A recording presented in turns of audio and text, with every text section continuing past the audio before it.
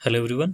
In this video भारतीय नागरिक सुरक्षा संहिता 2023 का 73 सेक्शन को आज पढ़ेंगे।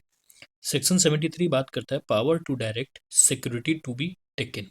मींस जब कभी किसी के नाम से अरेस्ट वारंट इश्यू होता है तो पुलिस ऑफिसर या जो अरेस्ट करने जा रहा है, जो एग्जीक्यूट करने जा रहा है, उसके पास पावर होता है कि वो बॉन्ड पे किसी को छोड़ सकता है। ठीक है, तो उसके बारे में भारतीय नागरिक सुरक्षा संहिता 73 में दे रखा है क्या क्या डिटेल होंगे। ठीक है, तो इसके लिए सबसे पहले आपको ये जानना होगा कि जो अरेस्ट वारंट होता है वो दो तरीके के होते हैं। एक होता है बिलेबल वारंट और एक होता है नॉन बिलेबल वारंट। ठीक है, बिलेबल वारंट में क्या है कि अगर कोई कोर्ट है, ठीक है, जो कोर्ट है अगर कोई वारंट इशू करती है तो जिस पर्सन को ऑथराइज करती है, सपोज करिए कि पुलिस ऑफिसर को ऑथराइज किया कि आप जो भी पर्सन है, मान लीजिए ए पर्सन है, इसको आपको अरेस्ट वारंट दे के इसको पकड़ के लाना है, तो ये पुलिस ऑफिसर के पास पावर होता है कि इसे बॉन्ड पे रिलीज कर सकता है इस पर्सन को। ठीक है, कोर्ट ले जाने की आवश्यकता नहीं होती है।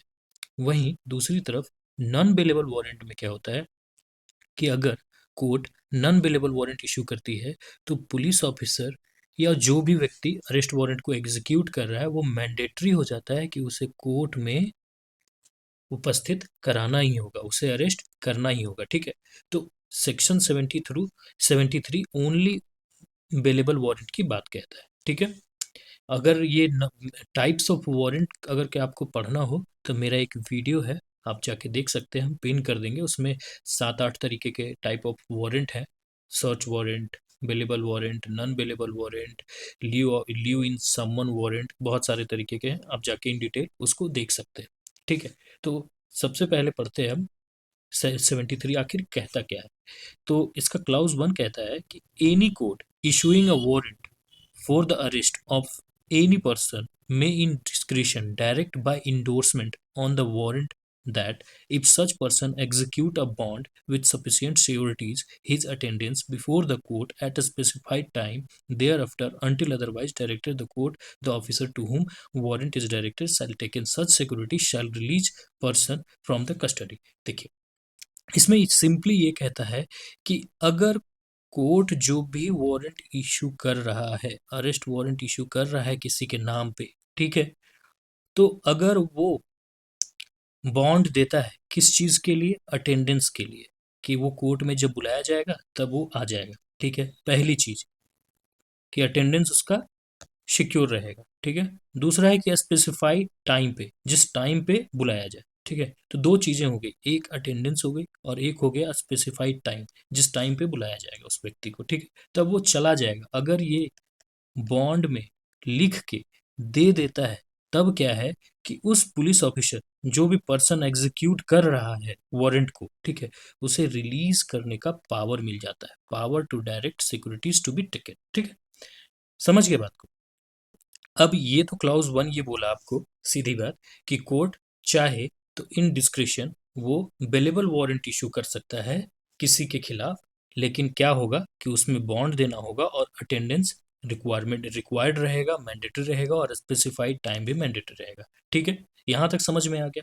लेकिन ये जो बॉन्ड रहेगा इसमें क्या क्या इंग्रेडिएंट्स मैंडेटरी है वो हमारे क्लाउज 2 में दे रखा है। ठीक है, तो अगर क्लाउज 2 को देखें तो द इंडोर्समेंट जो बॉन्ड है वो उसमें क्या रहेगा, नंबर ऑफ श्योरिटीज। ठीक है, कि कितने लोगों के श्योरिटीज चाहिए कोर्ट को, एक चाहिए, दो चाहिए। अब इसको और अच्छे से समझते हैं। सपोज करिए कि आप बॉन्ड दे रहे हैं, आपके आपके नाम पे अरेस्ट वारंट इशू हुआ है। ठीक है, बिलेबल अरेस्ट वारंट इशू हुआ है, आपके पास पुलिस आई और बोली कि आप एक काम करो, आप बॉन्ड दे दो मेरे को और दो व्यक्ति से श्योरिटीज दे दो। ठीक है, कि मान लीजिए कि 10,000 के दो श्योरिटीज चाहिए, कि उनके पास 10,000 का प्रॉपर्टी होना चाहिए। ठीक है, श्योरिटीज का मतलब ये हुआ। और दो 10,000 के व्यक्ति वहां पे, 10,000 जिनके पास जो प्रॉपर्टी है वो क्या करेंगे कि वहां पे अपना आधार कार्ड और उस प्रॉपर्टी का एक फोटोकॉपी लगा के श्योरिटीज में दे देंगे। ठीक है, सेकंड क्या है, और ये एक भी हो सकता है, दो भी हो सकता है, कोर्ट जितना चाहे उतने लोगों को श्योरिटीज मांग सकता है कि दो लोगों की श्योरिटी चाहिए या चार लोगों की चाहिए या एक लोगों की। ठीक है, सेकंड है the amount in which they and the person whose arrest the warrant is issued are to be respectively bond. कितने रुपए का बॉन्ड रहना चाहिए। और अगर कहीं मान लीजिए कि बॉन्ड कोर्ट ने इशू किया 10,000 का, ठीक है, और अगर के बॉन्ड में फेल कर दिए आप, जो भी बॉन्ड का कंडीशन है, टर्म एंड कंडीशन फेल कर दिए, तो वो 10,000 रुपये आपको कोर्ट में जाके जमा करना होगा। ओके। सी कहता है time at which he is to attend before the court, कि किस उसमें लिखा रहेगा, बॉन्ड में इंडोर्समेंट में लिखा रहेगा कि आपको 12 तारीख 12वें महीने 2025, 12 तो गुजर गया, तो इसको कर देते हैं हम 22 तारीख, ठीक है, 22 तारीख के 11 बजे, ठीक है, एसडीएम कोर्ट में, एसडीजेएम कोर्ट में आपको आना है, ठीक है। ये डिटेल यहाँ सारा लिखा रहेगा कि ये रिस्पेक्टिव कोर्ट में आपको अटेंड करना है, ठीक है।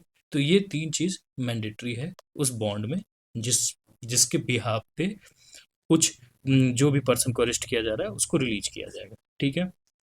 थर्ड कहता है, थर्ड बहुत सिंपल है कि whenever the security is taken under this Sanhita, the officer to whom the warrant is directed shall forward the bond to court, ठीक है। जो बॉन्ड वहां से लेगा अरेस्टेड पर्सन से, ठीक है ना, जिसको अरेस्ट करने गया, वो जो बॉन्ड देगा उसका एक कॉपी, ठीक है, और वारंट का एक कॉपी कहाँ जमा करना होगा, कोर्ट में जमा करना होगा। कौन जमा करेगा भैया, तो जो पर्सन को एग्जीक्यूशन के लिए मिला है, जो पर्सन को एग्जीक्यूशन के लिए मिला है, क्या मिला है, वारंट एग्जीक्यूशन के लिए मिला है, मतलब सपोज करिए जो पुलिस ऑफिसर है उसको दोनों कॉपी, बॉन्ड का और वारंट का दोनों कॉपी कोर्ट में जमा करना हो, ठीक है।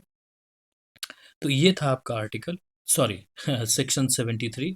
आई होप अच्छे से समझ में आया हो, और अगर कोई डाउट है तो आप कमेंट सेक्शन में पूछ सकते हैं। थैंक यू, जय हिंद।